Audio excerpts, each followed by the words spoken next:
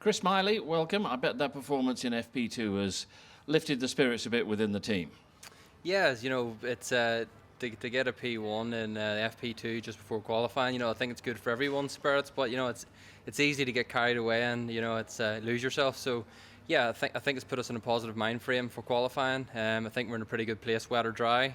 The car's been pretty hooked up all morning. It's just down to me now to pull it out of the bag and qualify now. It's a track that I love here. So was it, post Alton Park, was it just a shrug of the shoulders with the team and the thought, well, you're always going to have weekends like that for both yourself and Tom?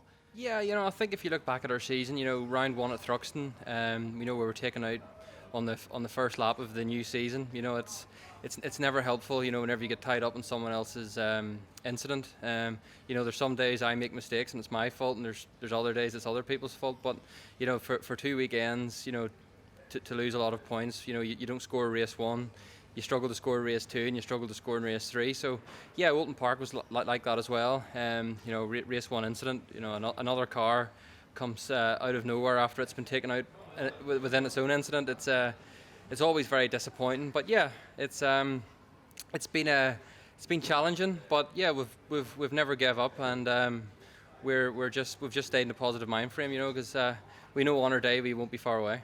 Was there a feeling at Alton Park that maybe the racing that weekend became just a little bit too robust?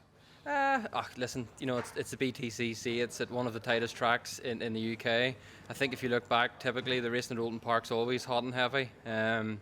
It's good if it goes for you, and it's bad if it goes against you around there. It's one of those tracks where a passing manoeuvre is it's a bit of a risky one. No matter where you are in the circuit. So yeah, it's the driving standards are what they are.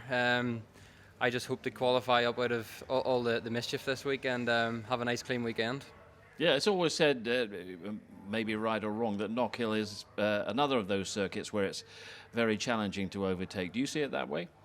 Yeah, it's it might be made slightly easier this weekend. We've got the option tyre. It depends what race everyone runs the option tyre in. If you're the odd one out and you've got the soft on, there's a lot of cars with the medium on. You can find yourself in a very fast car, and you can go forward. But whenever you're inside the top 10, all the guys in there have all got a very strong pace. It's they're all hard to pass in there typically. But yeah, it's one of those tracks where it's tight and twisty. Anything can happen. It's all thrills around here. There's the straight isn't even straight. So yeah, it's one of those places, and it's also the one that's closest for me, as I'm from Northern Ireland.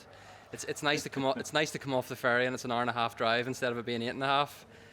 It's always funny whenever you see on social media everyone complaining that they're going north. It's nice for a change that I just come off the ferry, turn left, and it's a little drive up the road for me. Hey, it's your home race. That's it. So go and deliver a pole. Well, a decent qualifying session and. No, pole position is what we really want. No, that's what we really want. Exactly. Well, all the best for qualifying. Thank very much, Steve. Thank you. Cheers, Chris. See you later. Bye bye.